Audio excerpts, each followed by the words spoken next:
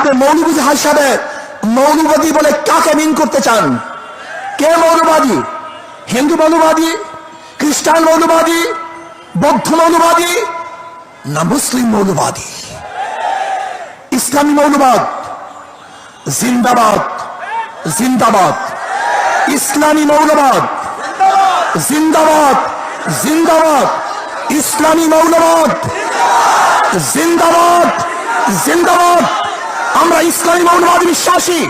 আমি মুসলমান, আমার মূল ঠিক আছে। আমি মূলকে বাদ দিয়ে রাজনীতি করতে পারি না। 92% মুসলমানদের দেশে ইসলামী মূল্যবোধকে বাদ দিয়ে, ইসলামী মূল্যবোধকে বাদ দিয়ে কেউ কোনোদিন রাজনীতি করতে পারে নাই, পারবে না ইনশাআল্লাহ। কাজে আপনি যে স্বপ্ন দেখেছেন মৌলবাদীর ক্ষমতায় আসবে না, আসে নাই, সম্ভাবনা নেই। আর আমি উল্টো দেখছি ইনশাআল্লাহ আগামী বাংলাদেশ ইসলামী মৌলবাদীদের বাংলাদেশ, আগামী বাংলাদেশ কোরআন সুন্নাহর বাংলাদেশ, আগামী বাংলাদেশ এদেশের স্বাধীনতাকামী মানুষের বাংলাদেশ, আগামী বাংলাদেশ ধর্মীয় ব্যক্তিত্ব বাংলাদেশ, আগামী বাংলাদেশ সাম্য, মানবিক মর্যাদা এবং ন্যায় বিচার প্রতিষ্ঠিত বাংলাদেশ।